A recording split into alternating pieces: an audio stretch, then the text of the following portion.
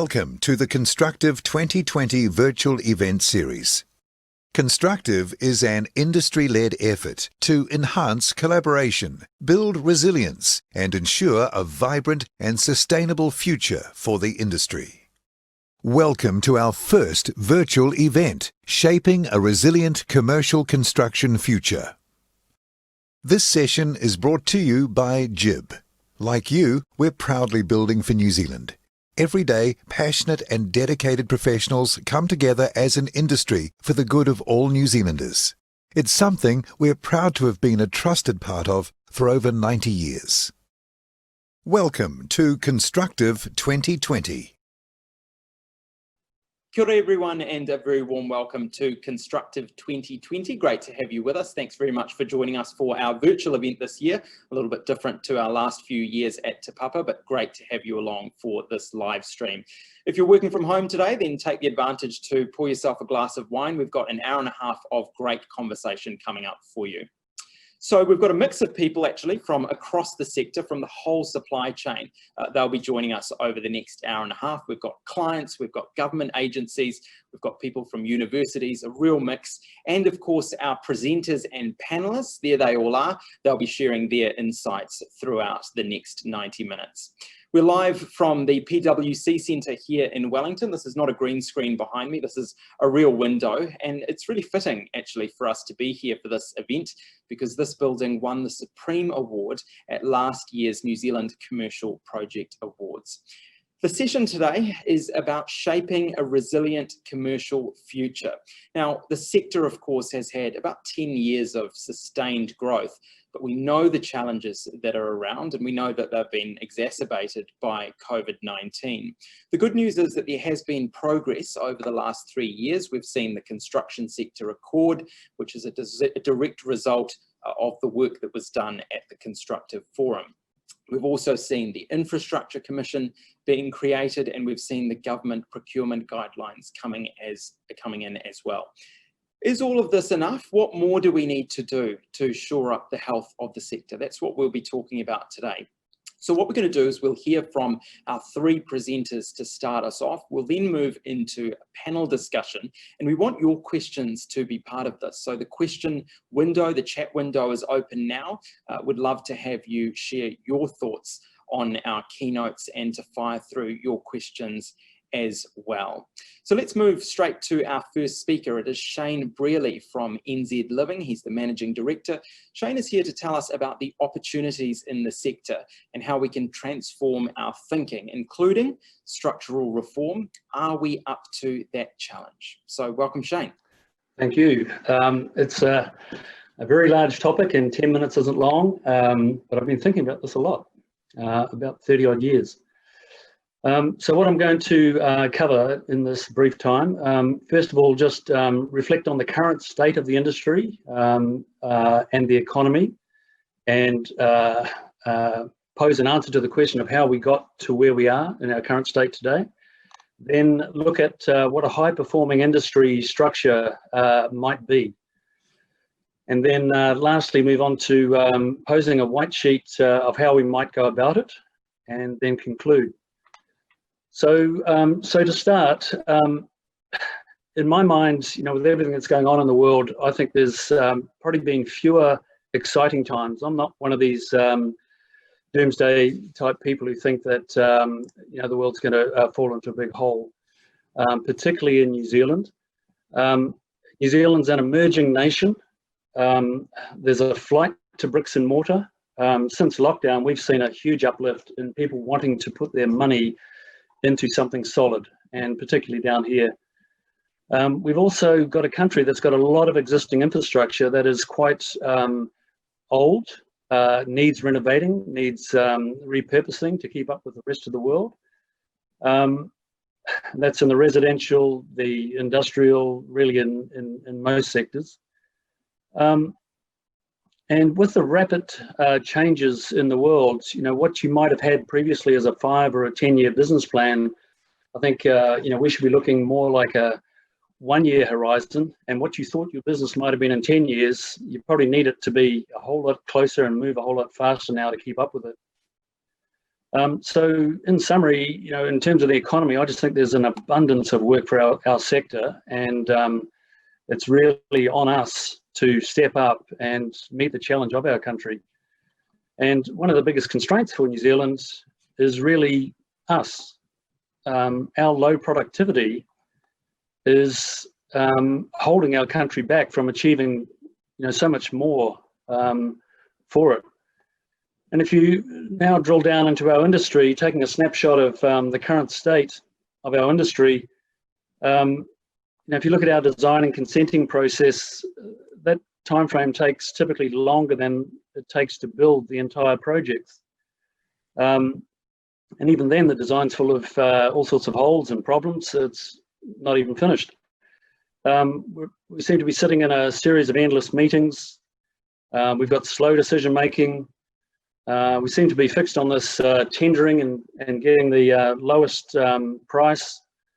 And in my experience, if you pursue that tender route, more often than not, you're going to get the lowest price for the most inefficient form of delivery that you could possibly design, rather than paying a fair price for the most efficient form of delivery. And I'll come to that in my second topic.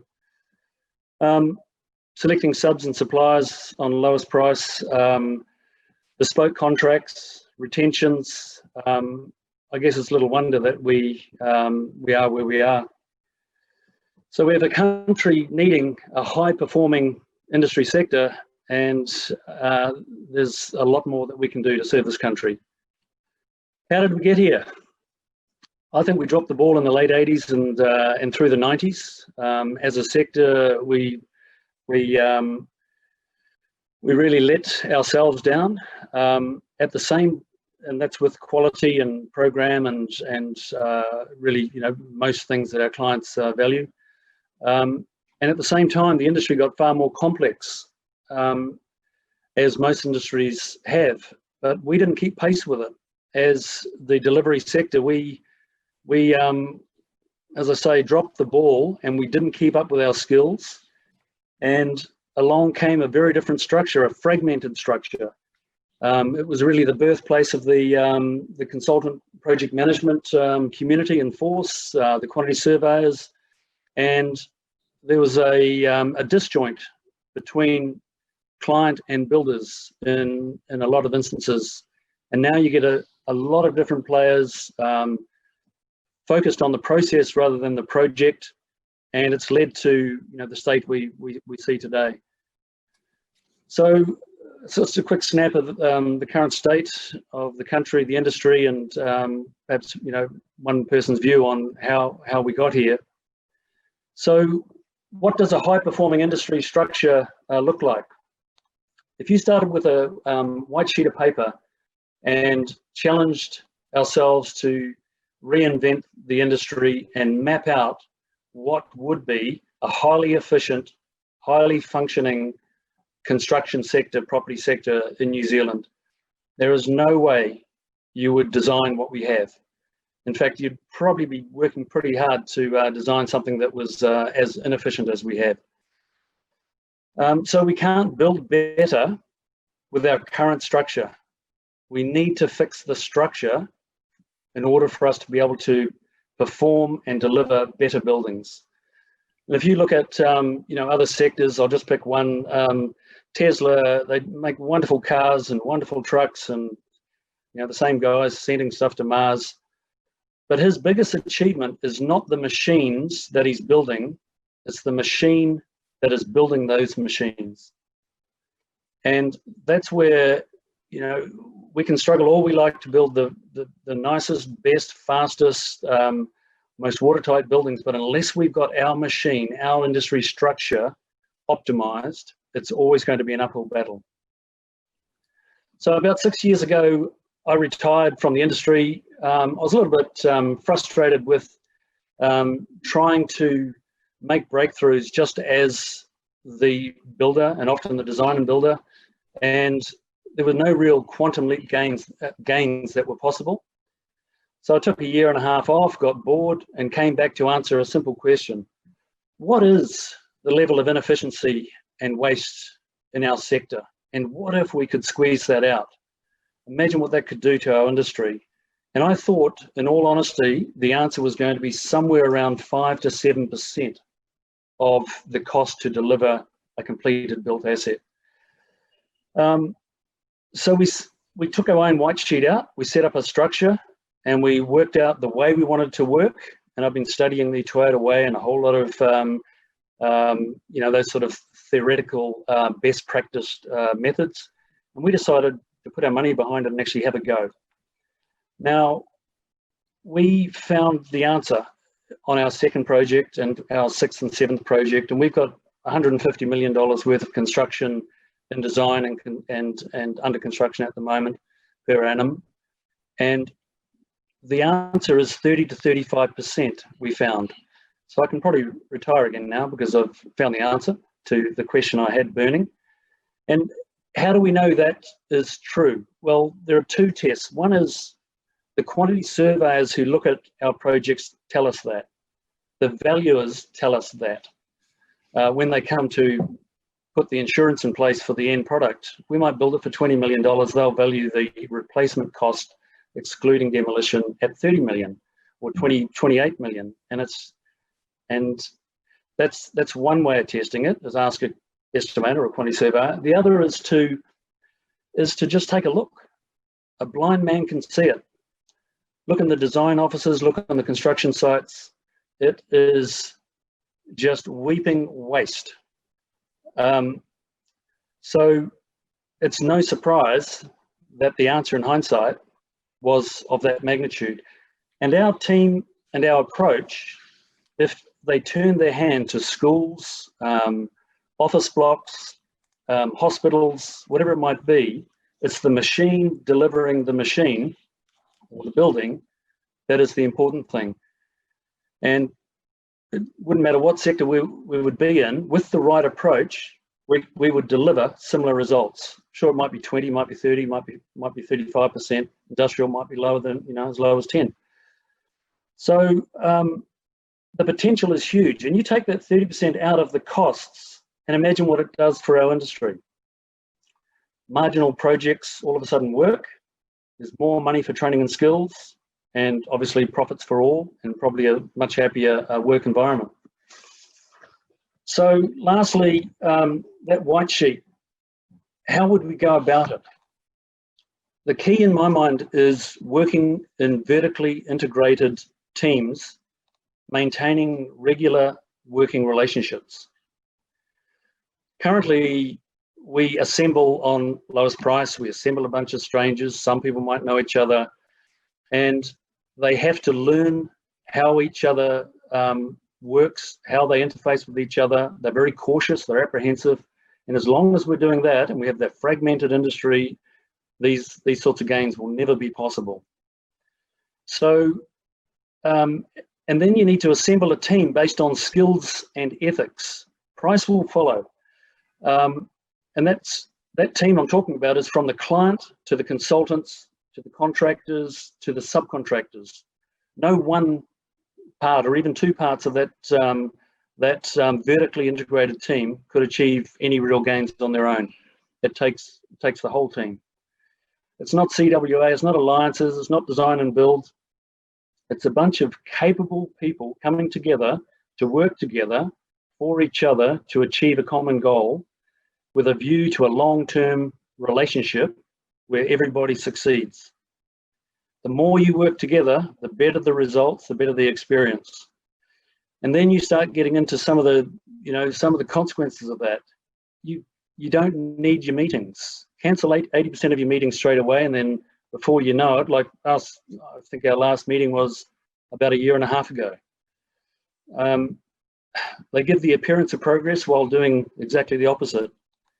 And then that team of collaborators can work on continuous improvements, have a nil tolerance for waste, using simple forms of contract, not bespoke, no retentions. Why would you do business with somebody you thought you needed retentions or a bond for? You shouldn't be doing business with a person that needs that sort of blunt instrument. And concentrate on a production mindset with good lead times, good planning, and everybody succeeding at what they do. And to wake up in the morning and to know that the people in your team are more driven by trying to impress you and perform as a team. And when I say impress you, it's all of the people on the project. It's no longer, because there's more than enough money in the pot when you have that trust and the right skill set and the right team around you. They're business associates that are working to a common successful formula. And it does take a long-term partnership, so it would be very difficult to perform on a single one-off project. And those clients that have that, well, you know, I guess the consequence is they have to pay 30% more than they should or could. Those clients that have a long-term pipeline and wish to explore this kind of approach, then they'll be paying 30% less. So in conclusion, building back better is, in my view, not being the shiniest steam engine. And that's really, you know, our industry's got a lot of old firms that have been doing the same thing for many, many years. We've seen every couple of years we get a bit of a flush out and people go bust. And it's going to be the same again, unfortunately. But I'm confident there's going to be a better way coming through our sector, because the clients will be demanding it. And it's just over time. Can you imagine us being in the same state we are now for the next 10, 20 years? And I don't think this kind of transformation is going to come from the existing medium and large size companies. They might polish things up, but I can't see a transformation coming from the existing incumbents as much as I can see it coming from the young, innovative, fresh thinking, pioneering kind of people that really want to grasp a new way of working, and it's there for the taking. And those people will end up taking a very commanding position and being quite a force. But it takes a bit of a leap of faith, getting the white sheet out and transforming this industry. There's more than enough work, more than enough in the pipeline in New Zealand. There's an abundance of work and an abundance of opportunity. It's there for the grabbing. That's me. Shane, thanks very much. Some sobering and challenging messages there. We would love to hear your thoughts on Shane's presentation. And one of the issues that Shane touched on there quite early on is this issue of the race to the bottom, the idea of tendering at the lowest possible figure and the impact that has on the wider industry. That's going to be our first topic as part of our panel discussion in about 20 minutes time. So get your questions through on that, and Shane will come back to you a little bit later for our group discussion. Let's move on now to our second speaker, a man that many of you will know well. His name is Peter Fell, and he's spent 50 years in the construction sector. Peter is going to share with us how businesses can actually lift their performance in these challenging times. Peter, over to you. Thank you. And yes, a lot of what Shane said certainly resonates with me. My key messages are skilled, loyal staff are our key assets. The need to build and maintain strong relationships across the board with clients, consultants and subcontractors and subbies. And subcontractors, and very important, even although you wish you didn't have to do that, apply strong commercial and financial discipline across your whole enterprise. So I'll start with the investment and retention of high-performing staff. The construction industry, more so than most others, relies heavily on the skill, strength and knowledge of its people. They are our greatest asset. The last few years, with an overheated industry and intense competition for labour at all levels, has had a disastrous impact on many industry players and their staff. And now the COVID-induced turmoil and potential economic depression which may follow further serves to decimate our industry. So now is even more important to focus on and work hard to retain, upskill and provide career opportunities for your staff members and for the industry as a whole. And good staff need ongoing challenges, strong job security and investment in the work they're doing.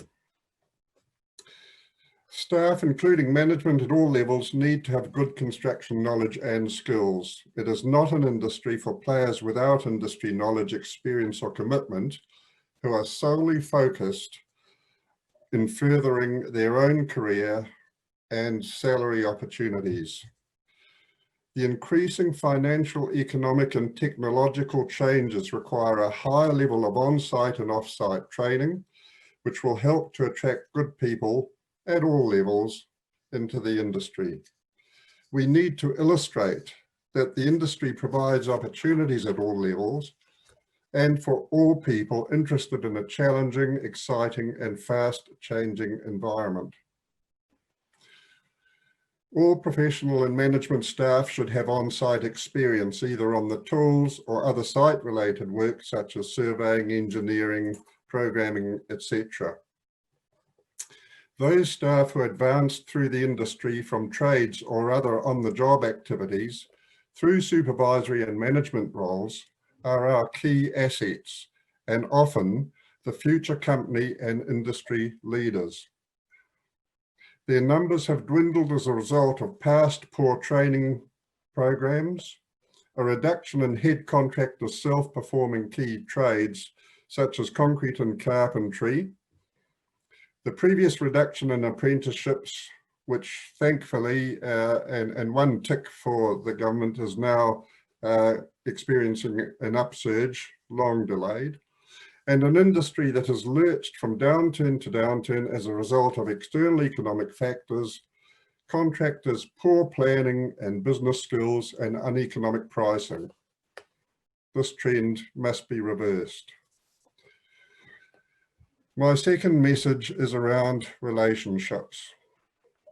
Good client relations are critical for a successful project and for obtaining future projects. Maintaining these relations will pay dividends for your reputation and for future job prospects in the industry. The best projects are those where strong teams are established from the start and last until and beyond the end of the job. And these teams must include clients, consultants, and contractors at all levels. Request either at tender or later stages that job progress reports are shared with the client, if possible with the builder present. Client-appointed project managers should not be allowed to be a barrier for these relationships, and unfortunately, in my experience, they often are. If informal meetings are discouraged, seek to have the client or their advisors and you at regular PCG meetings, which Shane intends to abolish, so that you can tell your story or at least listen to any concerns from around the table and seek to either rebut or acknowledge them there, and certainly address them after the meeting and show that you have been listening. Good subcontractor and supplier relationships are critical. Find ways to continue these even during periods when not working on the same project. For each project, understand the various trade packages to be subcontracted and ensure that a contractor's staff member understands and works with each trade subcontractor. Build and ensure a strong best for project team on each project, and always have regard to the various parties' rights and responsibilities. Do not shovel off tighter contract conditions on your subcontractors, as I know exists in the industry. Maintaining these relationships beyond the current job will prove useful when clients decide on invitations to tender or who to negotiate with. The industry needs to invest more marketing and education resource into not only current and future potential clients, but also their advisors, the legal, consulting, project management, and quantity surveying fraternity. If you have a good story to tell, tell it to as wide an audience as possible. I believe this is also a very important role for master builders and the wider industry groups, and needs to be more widely publicised and targeted. And my third message is around commercial and financial. When estimating, how good is your understanding of the tender documents, including the design? Management and estimating staff must have a thorough knowledge of the tender and contract conditions, including specials, their impact on risk, and be able to pass this on to site staff once the job has been procured. Know your entitlements under the contract. Remember that 3910 is a consensual document which had strong contractor and subcontractor input. Identify special conditions which you feel are unfair, ask for a discussion of these, and if necessary, tag them in your tenders. The engineer and engineer's representative also have specific duties that they are bound to comply with, and their non-compliance, such as not meeting the contractual decision timeframes or delaying or unreasonably refusing to grant extension of times, variations, or completion certificates, should be brought to their attention at the time it's happening, if necessary in writing, not merely questioned when a dispute has arisen later on. Do not hesitate to ensure that those duties which protect the contractor are upheld. Production and cost information available from previous projects or across the industry can be used in tendering and should be used in tendering the next job. Use information from current jobs to maintain estimating databases. Where parts of the work are being self-performed, keep accurate record of cost, including labour productivity, crane times, etc., and carry out post-contract evaluations and surveys on all jobs. Question rates which are not founded on your data or experience, and refuse to downgrade these just to meet the market unless you're confident about achieving those rates. A major problem on larger projects is lack of programming skills at management and site levels.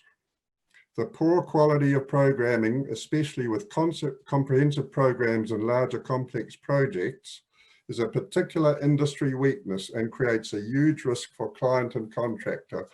And my personal experience on this over the last decade or two is quite harrowing. That brings me to the gnarly subject of P&G and margins.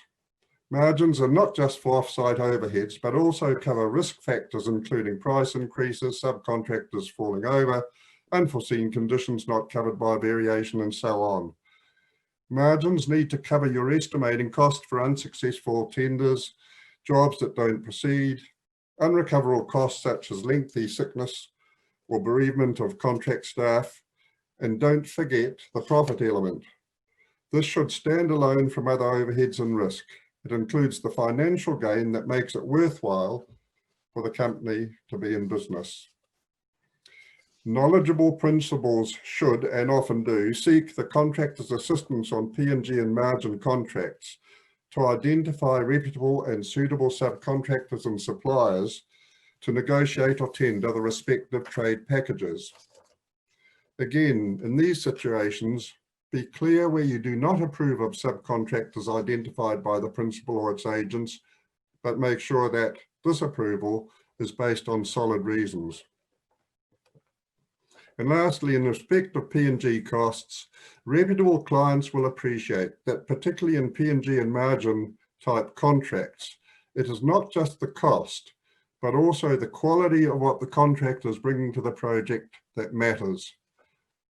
The industry as a whole needs to educate one-off and longer-term clients in the public sector that merely ascribing the P&G margin component in a weighted attributes tender, a low weighting, does not necessarily produce the right result. An informed client will look beyond the numbers to identify the size and quality of the staff assigned to its project, the financial stability of the firm, its asset base, in particular what assets are required for the project and how are they going to be procured, the firm's relationships with subcontractors and clients, and its record on recent previous projects, particularly of a similar nature. Kia kaha, thanks for listening. That's it from me. Peter, thank you very much for your insights there, and we're going to hear more from you as part of our panel discussion. Plenty of questions coming through from you at work and at home. We'd love to have more of those over the next 10 minutes before we jump into that discussion. We'll move now to our third and final keynote, over to Karen Mitchell. Now, Karen is a management consultant for Advisian New Zealand. She's a leader in complex infrastructure procurement and commercial negotiations, bit of a mouthful. Karen, she's going to focus on the client perspective and looking at how we can improve that process. So over to you, Karen. Thanks, Jihan. And kia ora, everyone. I do have a couple of slides just to just help frame this up a little bit. The first slide is really about the value of a shared commitment. So some of you will be aware of the Construction Sector Accord, which is a joint commitment between industry and government. And I guess nowhere has that been more valuable than in response to COVID-19. So at the point at which we were entering into lockdown, this was the forum that led to action to address a whole range of issues that we understood around the table would be experienced by you in the market and by clients still wanting ultimately to see projects delivered. So it gave us an urgent and immediate focus.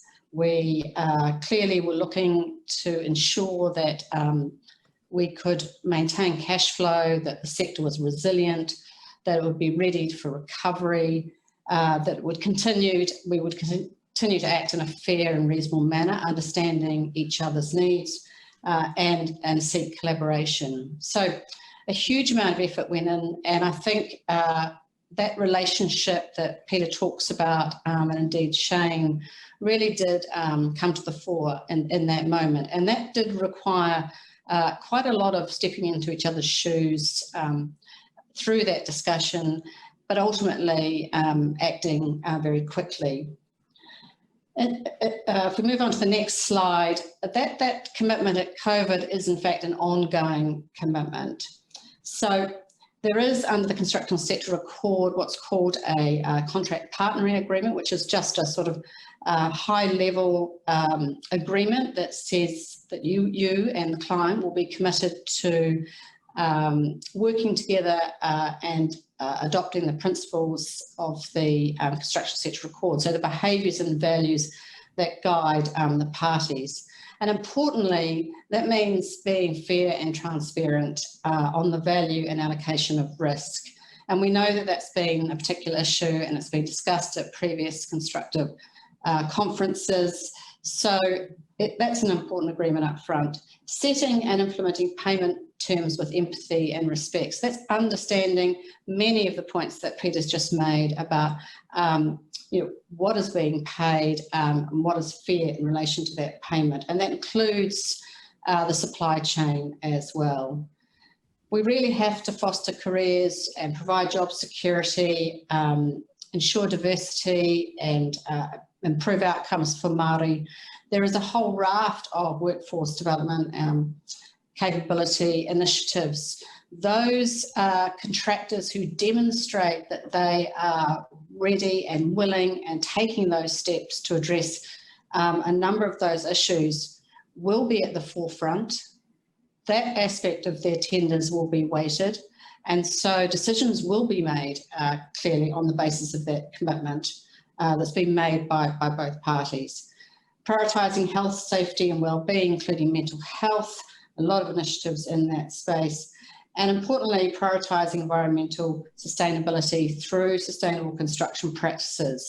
So there is clearly a need to do some things differently. Some of the tenderers that I sit across the table from are asking whether the client values that, whether they're prepared to pay for it. I think there's an opportunity for industry to educate the clients about what environmental sustainability means and what they can do, how it can be valued from a whole of life basis, not just from the upfront costs. So clearly some opportunity there. But just move on to the next slide. You will have seen, I think Shane's already referred to the pipeline. it's really important that you understand what is happening to rapidly mobilise projects in the sector. Recently, 156 projects were announced as shovel-ready. That's totalling in value around 4.3 billion. There is a list of them published on Crown Infrastructure Partners' website. So you should be able to see what those projects are, where they are in the country, who the clients are, both public sector, private sector, local government, central government, a whole range of clients, many of whom you may already have relationships with. You may be well positioned to get on those shovels quickly. The other pipeline, of course, is the Infrastructure Commission's pipeline. There are currently 757 projects on that, totaling some $41 billion. So a lot of work in the pipeline and coming. An important piece of work that was done was the Rapid Mobilisation Playbook. How do we actually do things more efficiently? That includes planning for these projects, procuring them more efficiently, working on parallel pieces of work so that we can actually get to those shovels. And that covers a whole range of things around planning for design work, consenting, quite a number of projects in the past, a long time, I think Shane might have already mentioned this, a long time in the design and planning processes. If we're actually looking at more collaborative, building on and leveraging relationships we already have, then engaging the contractors early in the design process actually can in fact shortcut quite a bit of the timetable and indeed prevent rework.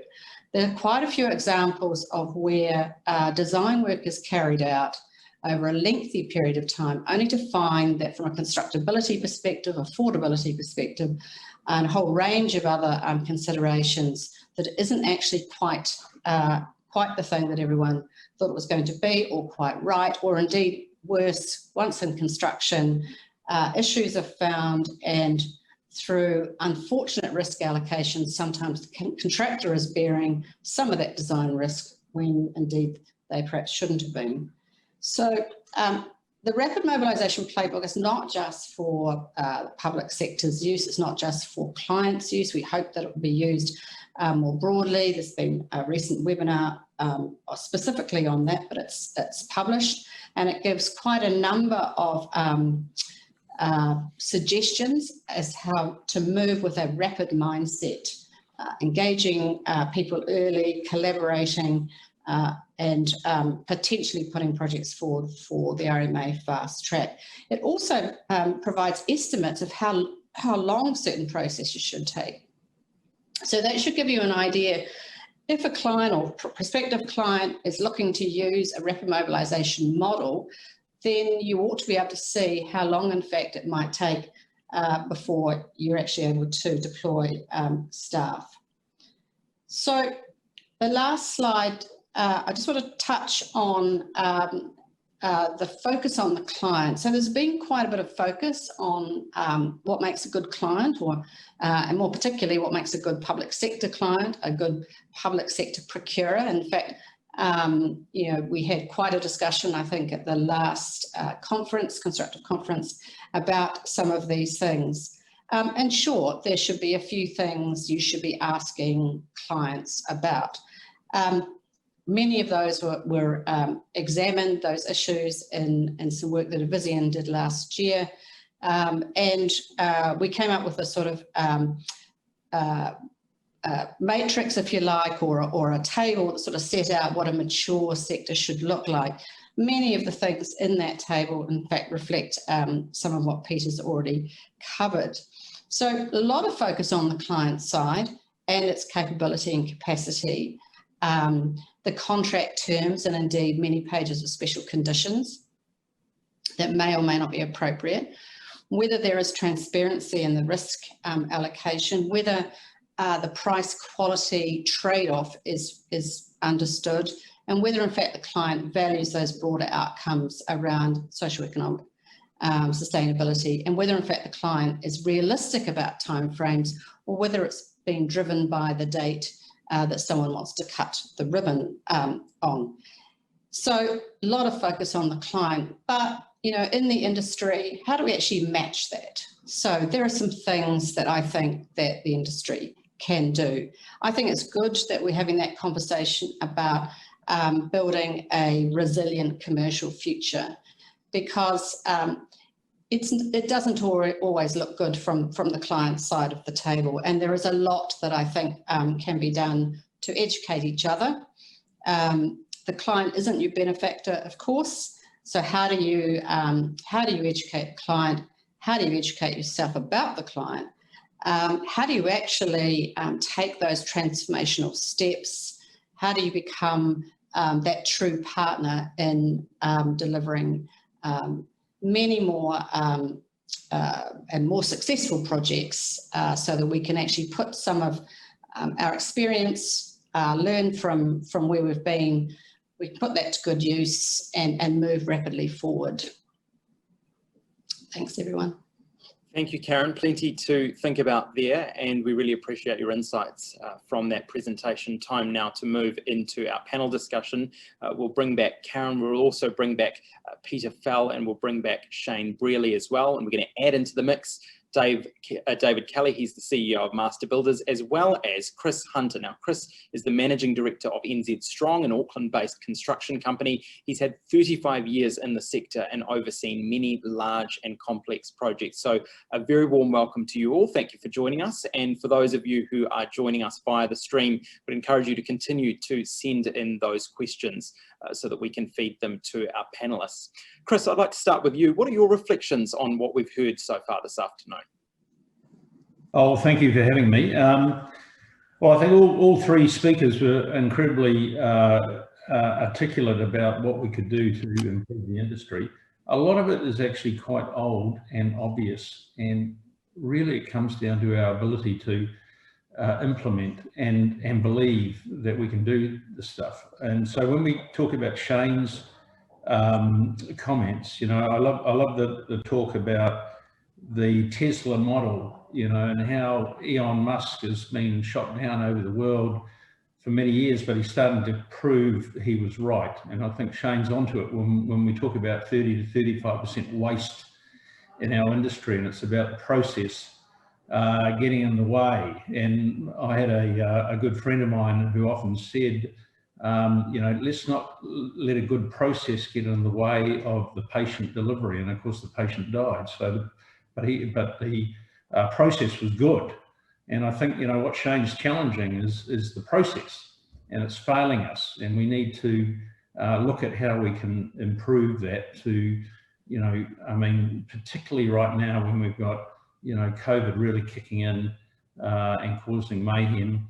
We've got a massive reliance on government spend coming through. We've got to make sure that government spend, that extra 30% waste, is put into real productive end use product. I think Peter, you know, I respect Peter. He is one of the clients over the years that's shown the way to actually deliver projects. Relationships are really important. There's a saying in our industry that the longer your team stays together, the better they are, the better they can handle risk, the better they manage projects. And I think Peter's always articulated that, and I think he's delivered some amazing projects on that basis. And I think we can learn a lot about what Peter said. I think the big thing, Karen, I mean, I'm really encouraged with the Accord. I'm really encouraged with government's response this time to the, you know, the issues that we face, the decline. They're actually taking an interest in our industry. They're actually trying to understand the challenges, and I'm really, you know, I'm really positive about that. I mean, like we are in for an adjustment to the market size of something like potentially dropping to 30% of what it was pre-COVID. So we're talking about a 30% drop. And so we need to align the industry to that. And a big part of that 30% is going to rely on government spend. And so I think, you know, with Karen's involvement and others and the Accord, I think they are going to help us trying to support the industry through this really challenging times. So there's some opening comments. Thanks very much, Chris. David Kelly, just to set this up a little bit, a lot of the issues that our panellists have raised are not particularly novel. We know that these have been around for a long time, and we as a sector have certainly spent a lot of time discussing these. What is your challenge to the people who are listening today, just before we start to move into some of these specific topics? Where do you think we're at, and what is the challenge going forward? Well, I think, as you say, and others have said, a lot of these are not new challenges. These are not things that are sudden insights in some ways. The challenge, I think, is about at an individual business level and as a sector level, have we got the courage to change? Because often it's easy just to say, well, I'll keep doing what I've done, that feels safe. Actually, that's very dangerous in my view, because the construction sector as a whole is not performing that well, and there are too many businesses, and this is the commercial part we're talking about today, that have failed, and everyone knows that. So we have to do things differently. My challenge, I guess, at an individual level is to think about your business. Do you have some of those things in place that particularly Peter and Shane were talking about in terms of the right people who have the right skills? Do you have the right systems in place? Have you thought hard about that? And maybe later we'll talk about what people might have done during the COVID lockdown. Have they taken the advantage of the shutdown to actually do some work on the business rather than in the business, as they say? And then collectively, and I think the Accord is a good opportunity, but it's not the only opportunity. What are the other opportunities that we need to grab collectively to change the system? Because it's the industry that'll change the system. And if we don't do it, someone else will come along and change it for us. Thank you, David. We're going to split this conversation into three key areas. So we're going to start by talking about how we avoid the race to the bottom. We're then going to talk about collaboration. We'll then talk about the challenges of COVID, and we'll have some general questions towards the end. I can see a stream of your questions coming in now, and I will integrate those into this conversation. So Shane, let's start with you. We've had some comments and questions coming in around your ideas and questioning how they actually work in practice, particularly in relation to government procurement. What do you have to share about that? Well, a lot of our work is interfacing with the government. We do a lot of Kiwi builds interface. We are buying land off them through a procurement process. So they are involved. A typical hard dollar tender type contract with a government entity, say the Ministry of Education, makes my eyes spin. Chris, one of the issues in the sector has been around the pricing of risk. Where do you think we're at around that conversation, Chris? Well, I think there are a number of sort of industry drivers that are less of a risk right now. So inflation, we had massive inflation over the last 6 or 7 years, which has caught a lot of people out. We've seen it in a number of projects around the country where people have done design and build, fixed lump sums, taking that risk. I think the inflation piece is sort of off the table now. And I think that sort of allows us to not have arguments about, what is the right procurement method, and who can take that risk or who can't.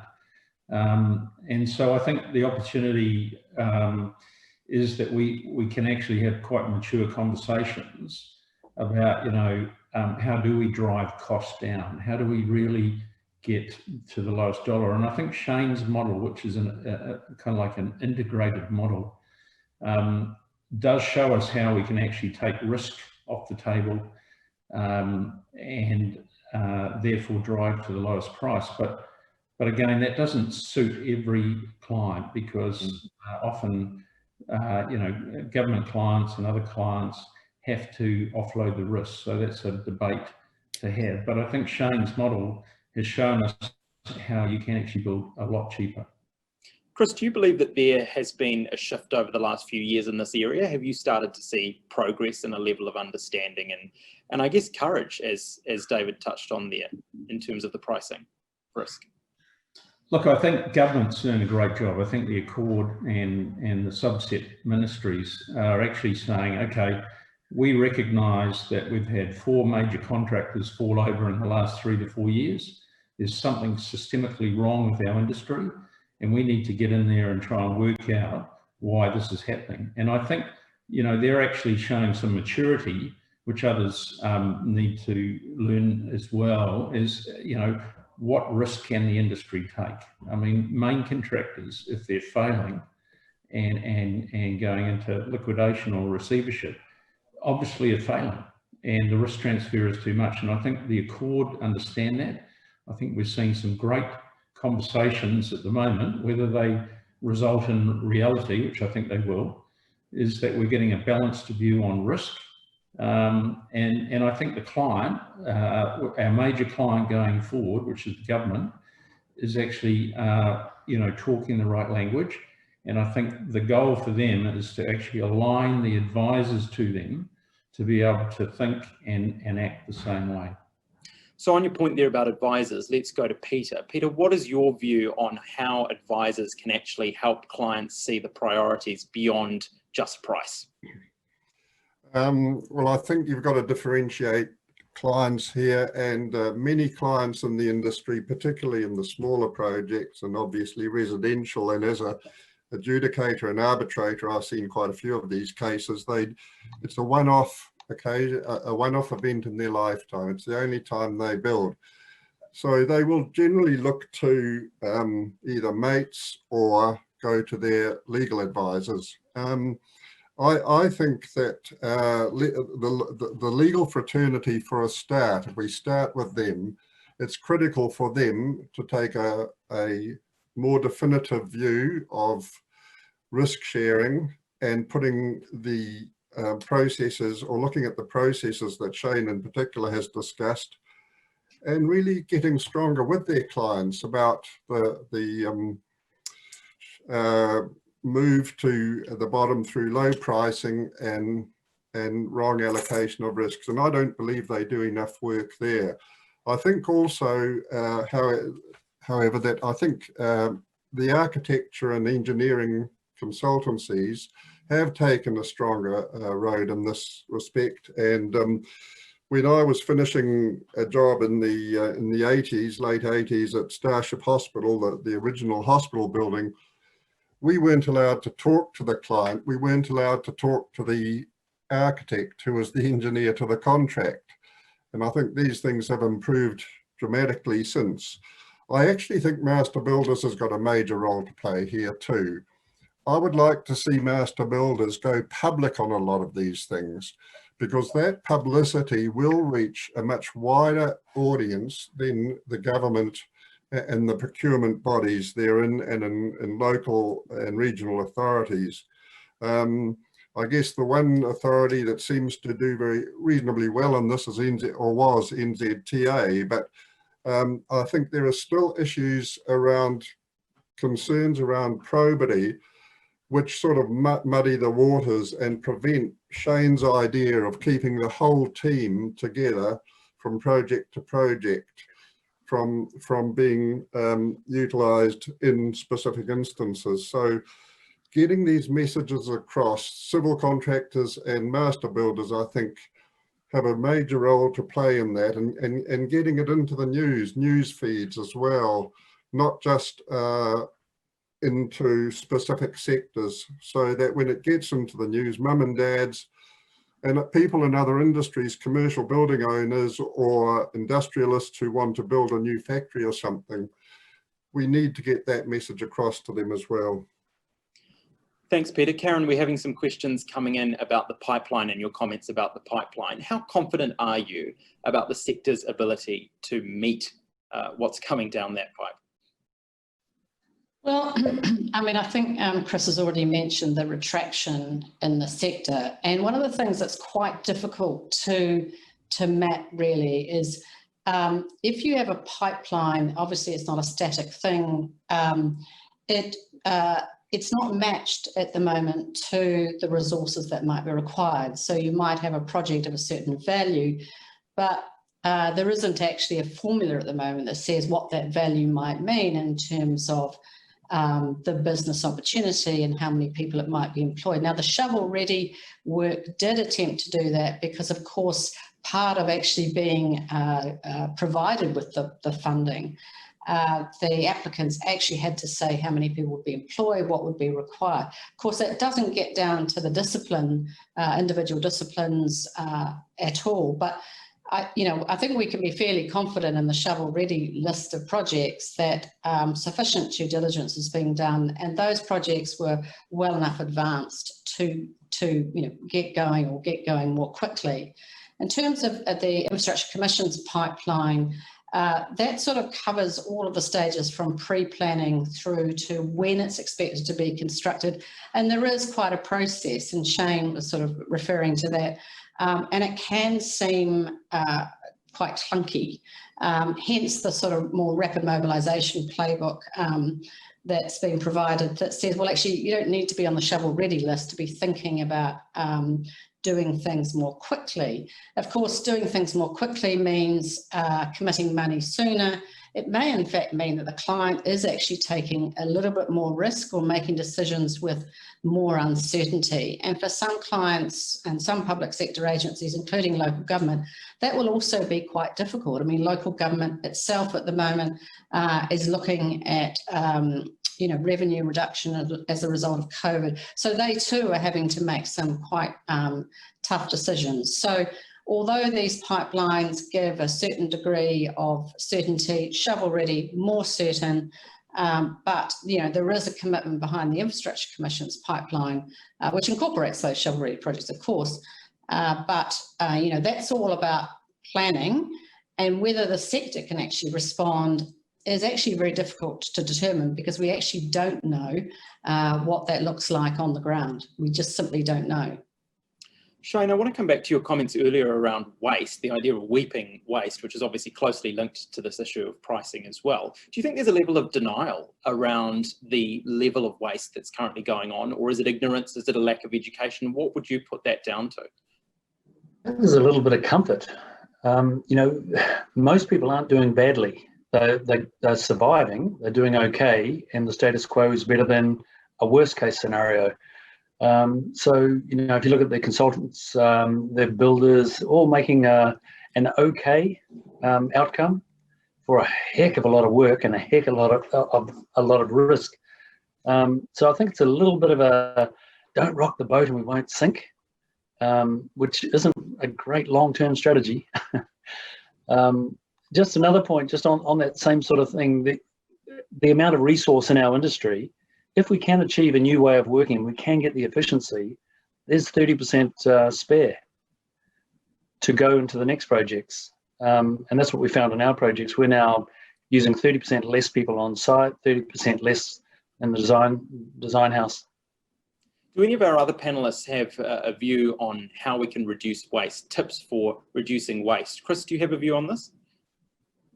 Yeah, I do. I think that the process does get in the way of delivering cost effectiveness. So many years ago, I got taught about man marking. A project manager for a client and a project manager for a builder, you don't need both.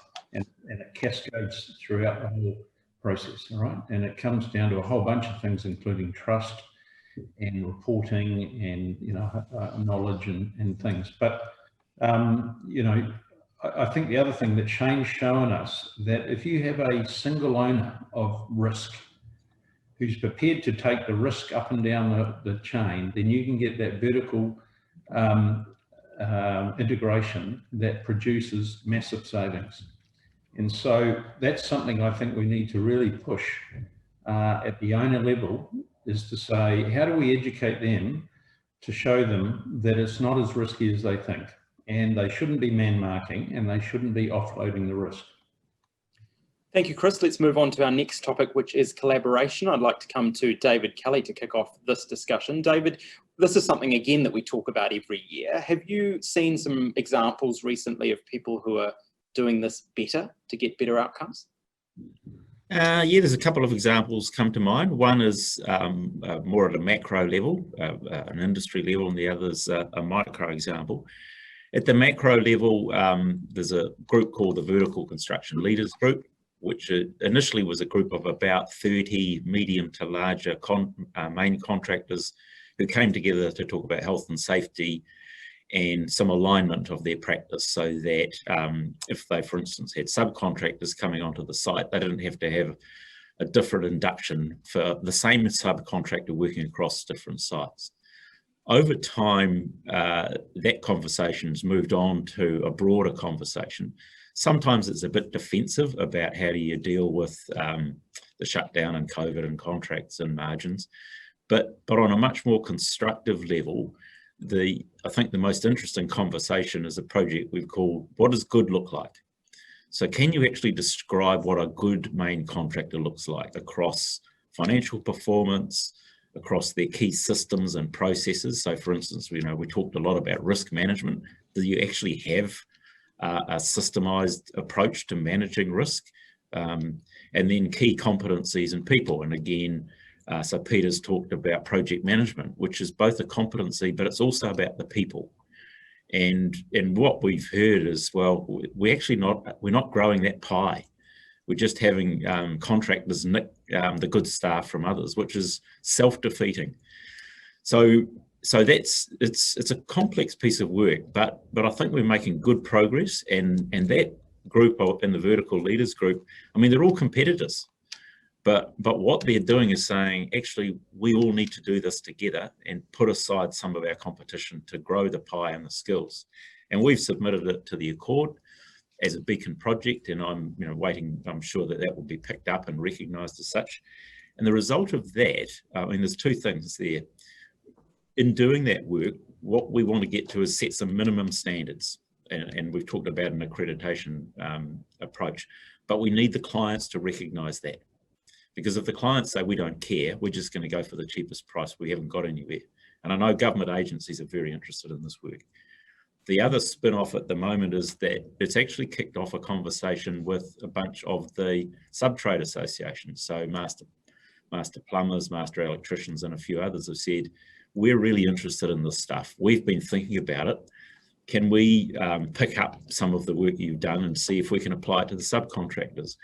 If we can do that, I think that's a really significant step forward, not just in terms of performance and benchmarking, but in terms of trust, so that main contractors will be able to see those subcontractors, have they met those minimum benchmarks, and vice versa.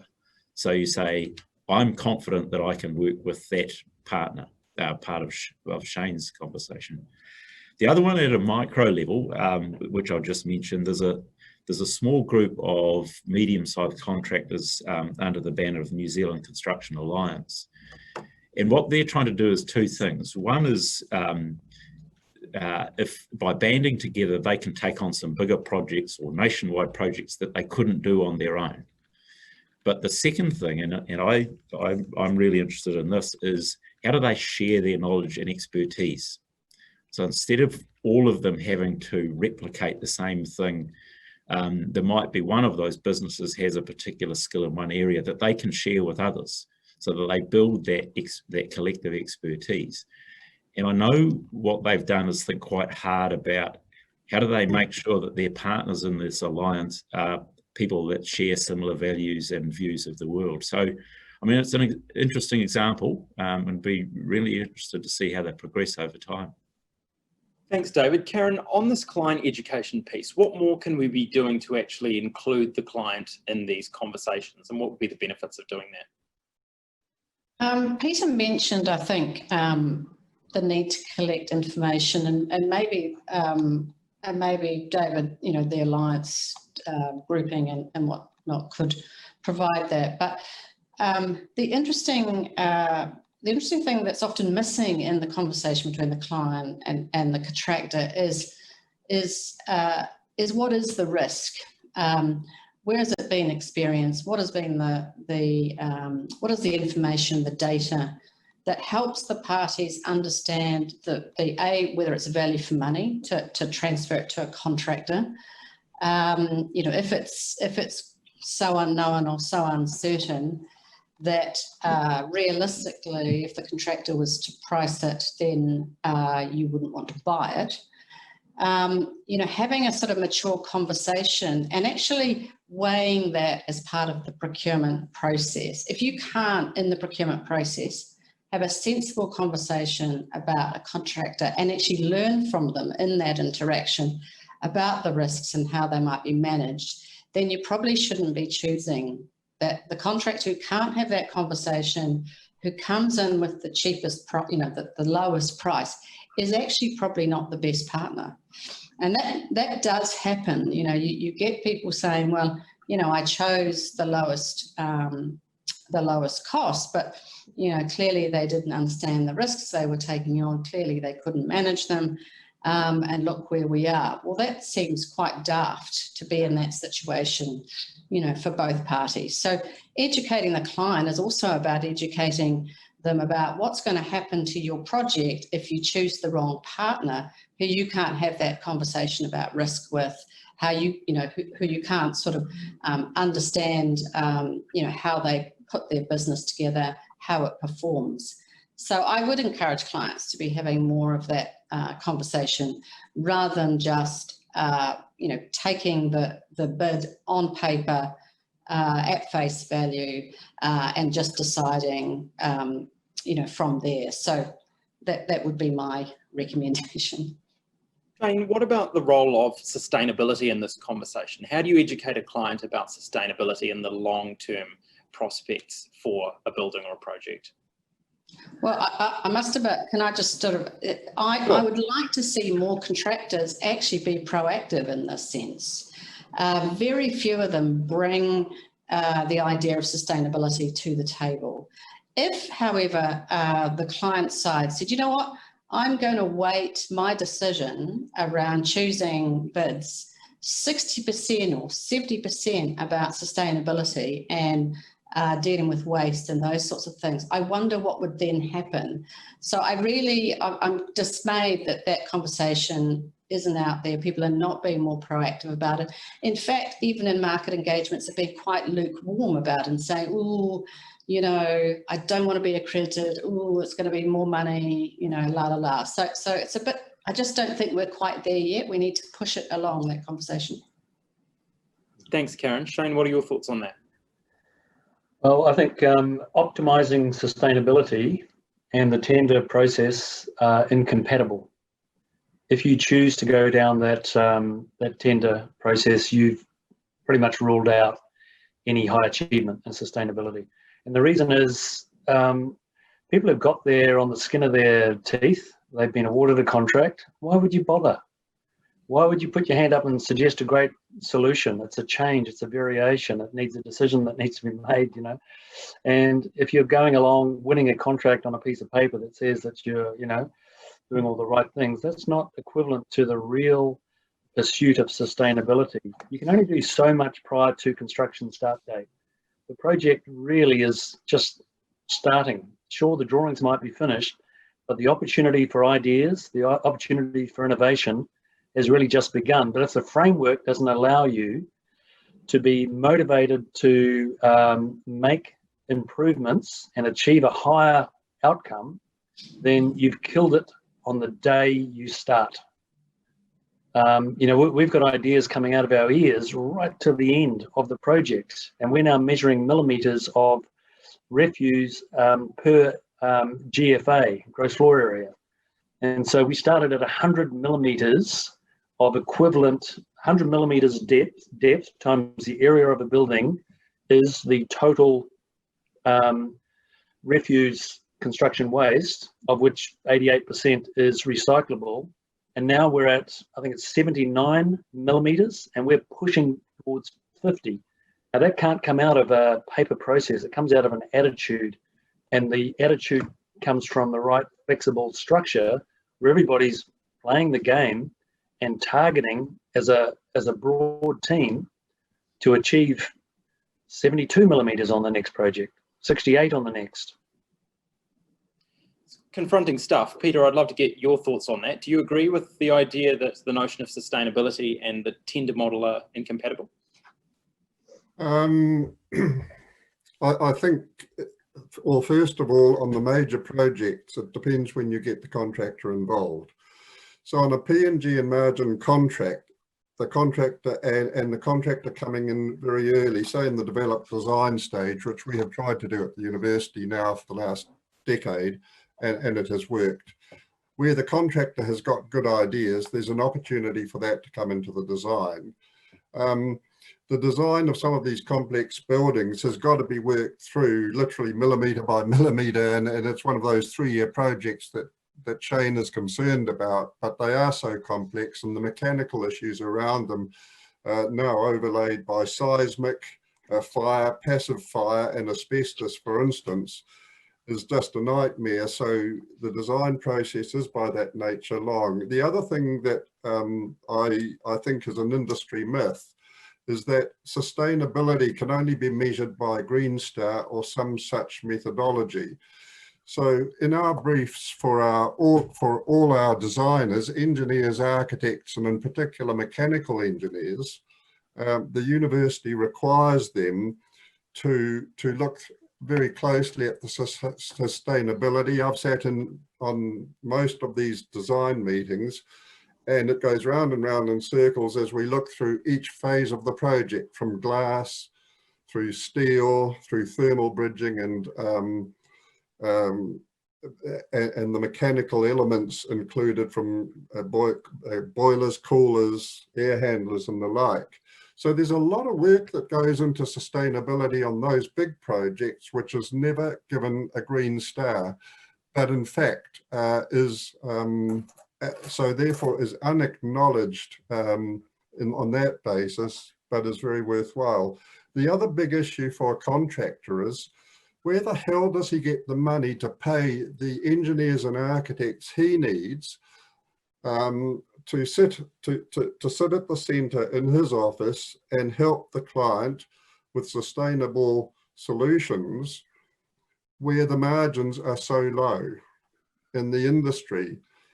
And this is where there's been a huge change in the industry over the last 40 or 50 years, where the large companies in particular, and many of the smaller companies, did have engineers and architects as part of their core team who would help both in the design process and in the office process and in the site process as well.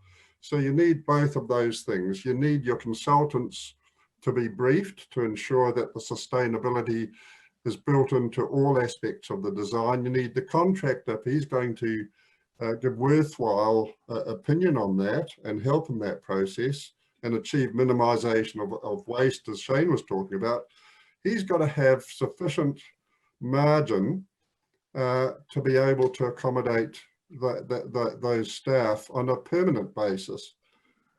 So it's a question, you need the money to enable to do that for the contractors, and you need to make sure that the client briefs the consultants accordingly. So, Chris, is there an organisational design piece around this in terms of having the right mix of knowledge and skills in whatever form that looks like for your organisation to be able to deal with some of this stuff? Can you hear me? Yes. Yep. Look, I think the answer is you can write something down that the supply chain needs to respond to, which is all very good. But I think Peter and Shane absolutely nail it. All right. If you're tendering, you've got the wrong procurement method to be able to facilitate the development of or the progress of sustainability. And where do we get the money from? We are competing against each other, struggling to make it. And then we've got this overlay of sustainability and great stuff. So, I think the industry for a while has said the same about safety, 10 or 15 years ago. Take safety and the cost of safety out of the tender and put a number that the government or clients feel is the appropriate number to do it properly. And therefore, you've taken that competitive position out of it and you can make it happen as a client. And I think the same with sustainability. Thanks, Chris. I want to move on to our third topic. David, I just want to give you a chance to respond to some of the things that we've just heard there from a sort of sector-wide perspective. What are your thoughts? Oh, these are the experts, really. I mean, I'm not sure I can add too much to that. I think there's so many subjects we covered. I mean, what's interesting is that I think there are some private sector clients that manage to get past this because they don't get caught up with this issue called probity, which I think is a badly misused term. But, you know, there are some private sector clients who say, I'm going to use the same contractors and subcontractors again and again and again because I trust them. And I want them to do well, and I want them to want me to do well. So you can get around it. I think it's more of a challenge for the public sector, but that's just a challenge that can be overcome. Let's move on to our final topic, which is COVID as a catalyst for change. Shane, let's start with you. We've heard a lot about the impacts of COVID ad nauseum over the last few months. Let's focus on opportunity. What do you see as the opportunities that we're currently perhaps not exploring enough? It's interesting. The construction sector seems to be functioning quite well, even under level 3, with a bit of discipline and structure around it. So as long as we don't go to a level 4, we're in good shape. And as I mentioned in my 10 minutes, I think there's going to be an abundance of work. And if COVID serves to galvanize our thinking and encourages us to take the approach of, let's not waste a good crisis. Let's think laterally and try to come out the other side of whatever this might be in better shape. Then let's call it the COVID reinvention of the New Zealand construction industry. If it acts as a catalyst, let's use it. But I as I said in my opening remarks, to me, New Zealand is just a bountiful construction scene, and I can't see any end in sight. It's just an emerging nation that has an abundance of work, and those that step up and take the opportunity and have the lean focused businesses are going to have a very prosperous future. I don't see dark clouds in the building and construction sector. I see nothing but a need for our services, and therefore a huge opportunity. And those that step up will do very well in the next decade or two. Chris, what are some of the key things that you've looked to change during lockdown during the last few months? Look, we've been very lucky. Our infrastructure, technology infrastructure, has actually supported our business. So we haven't had to react. We haven't had to pay a lot of money to tidy things up. And so that's allowed us to handle this well. But the one thing I probably didn't appreciate, but I certainly do now, is the mental health of our people. There is a lot of stress out there. We've got clients demanding jobs to be finished. COVID is inconvenient. I'm not going to pay you your full account, for the delay. Families worrying about their jobs. It's unbelievably stressful for our people in our industry, and I think I've certainly learned it over the last sort of wee while. And every time we have another lockdown, there's just more stress. I think also COVID has sort of started the clock again. That in our case, we lost over $200 million worth of work that was going to be fed into our business over the second half of this year. We're lucky enough that we're in position to secure more. But right now, everyone in the industry is trying to lock down new work, and it's stressful. And as much as I tell our troops we'll be fine, there's a big mental piece to COVID. Karen, the mental health challenges within the sector are very well documented. We talked about this last year at Constructive, and there's been a lot of media coverage around that as well. What is your advice, particularly, we have obviously a lot of leaders on this call. What's your perspective on how we can navigate the challenges around mental health in this period? Well, I know there is a lot of work in this area, just in the ordinary sense, but I think there's additional, clearly the additional stresses and impacts of COVID, bring that into stark relief. I guess the behaviours from the client side are just as much about addressing and relieving those stresses and the mental health consequences. I think being being fair and being respectful and being understanding. And I think we did see this happen, that actually when you are buying a project, buying an asset. Actually, what you're doing is employing a whole bunch of people with certainty over a period of time, sometimes, a career lifetime on some of the larger projects. And I think that has come into the conversation. I think the client side is understanding now that this is not just bricks and mortar or pipes and tar seal or whatever. Actually, it's about people. And so, if we keep that to the forefront, then, we are thinking about people, we're thinking about their health and well-being, and in turn, we're thinking about, how can we address the stresses that, lead to or trigger, that uncertainty and mental health. And there's plenty of people, I know through the industry really focused on this in their business.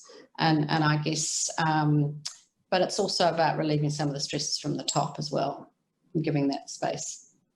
Peter, we've heard the phrase never waste a crisis quite a lot over the last few months. It's become quite trite. Is it your sense that people are seizing the opportunity for innovation within the sector? I don't know. I think I certainly am not on the front line, and I haven't seen much in the way of change. I think one of the innovations that hopefully will happen is going back to a skilled full-time workforce being employed by most of the builders. And in fact, the smaller builders generally do this, having more work self-performed so they understand what they're doing to avoid the waste that Shane has rightfully denounced, and getting better skills into the thing. And just talking about using COVID for this particular part, on the large jobs, all of the trades are now being subcontracted with very, very few exceptions. And I'm talking about, $1-200 million plus jobs. And many of the subcontractors, because the uncertain nature of their own future, just hire in day labour. And if we're talking about COVID, the day labour performs extremely poorly. The guys hunch up in a corner. I've been very, very close to all of our projects on weekly, even daily site visits because of the issues that erupt, and to try and avoid them. And getting a better labour force, going back to full-time employees who know they've got a secure future, only using day labour for short periods of time for abnormal loads, and having skilled staff on the job at every level from a labourer upwards. A skilled labourer is a very, very important person on your team, and that will have a very good impact on productivity, but it will also avoid the lack of distancing on the jobs that is happening on large jobs where you've got unskilled labour who just, unless they're really well supervised, will just stand in a corner and chat over breastfeeding a shovel or a broom. So I think that's something, hopefully, that the bigger companies can take on board. Innovation wise, I just don't know enough about the industry at present. I don't share Shane's optimism in the short term about the work coming on stream. I know of jobs that are not going ahead, even in my fair distance from the industry, and I think that's going to be pretty tough. And I do think it's an opportunity to do a reset for companies to look at the way that they operate their business, and this has been discussed by other panellists. But the other thing that does worry me is that the fact that if we look at project managers and the role that they are taking in the larger projects in particular, when COVID first struck, I was rung up by a firm of project managers who were taking views of about 12 major clients on what should be done with the additional costs that were going to be foisted on contractors, and should they be reimbursed. I think there were only 2 of the 12 of us 12 individuals / companies that said, of course they should be reimbursed. If this isn't a force majeure effect, if it isn't covered by government regulation under 3910, what the hell is it? So I think this is a big issue, and I think this is where the contractors need to stand firm and make the case very strongly. And therefore, in the future, as work comes back on stream, pick those clients that they can trust too, but do it with higher margins that enable you as contractors to get the skilled staff and keep them. Skilled people that have come off the tools are the most important asset, in my view, in our industry. And we're losing them because they're the guys that started off as with trade certificate or apprentices on the jobs and came through to supervisory management and then company owner roles. But as the work has all been outsourced, you're not getting the same supply line, labour supply line. So that's where I think innovation, well, it's hardly innovation, but we've got to go back to full-time employment and giving the industry a much better outlook, people in the industry a much better outlook, and attracting school leavers. Karen, we're almost out of time, but I just want to come to you. One of the major themes that's come through this afternoon is relationship, relationship, relationship. A lot of this comes down to communication and building those ties, understanding each other, getting the client on board. What would you leave with us as a challenge in terms of how we can work together around all of the issues that we've discussed? Well, I mean, we're having the conversation, aren't we? And I mean, Peter just said, you know, choose your client potentially. I think that clients are alert to the fact that actually they have to be a competent counterparty, and that includes having a good relationship, having the right people. There is a tendency for some clients to have design consultants and engineers sort of slightly in the way of that direct relationship with the contractors.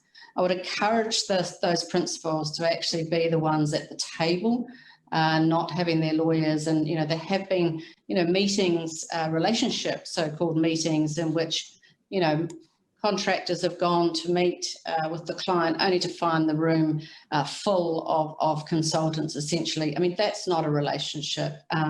If you've got you know, if the asset is important to you, if understanding sustainability is important to you, if valuing people and jobs is important to you, if making sure that the sector remains resilient and recovers is important to you, then jolly well get to the table and have a good conversation. That's the beginning of the relationship. It's not going to happen on paper. Thanks, Karen, and thank you to all our panellists. Thank you to you for your questions as well. We've had plenty of them coming in. We've tried to get to as many of them as possible, but we haven't been able to get to quite all of them. We'll make sure that the remainder are addressed as part of our wrap-up at the end of this series. Well, that is it for this afternoon. This whole session has been recorded and it'll be available on the Constructive website. Do join us again at the same time next week when we'll be talking about resilience in the residential sector. Then the following week, on Thursday the 10th, we'll be having Finance Minister Grant Robertson and Nationals Finance spokesperson Paul Goldsmith here, both joining us just a few weeks out from the election with their plans and their vision for the sector, and to take questions from you as well. And in our final session on the 17th of September, we'll be discussing how we build business resilience into the industry and into the buildings that we construct. So thank you again to all our panellists for their time, their insights and their wisdom, and thank you for joining us. We look forward to seeing you again next week. Good night.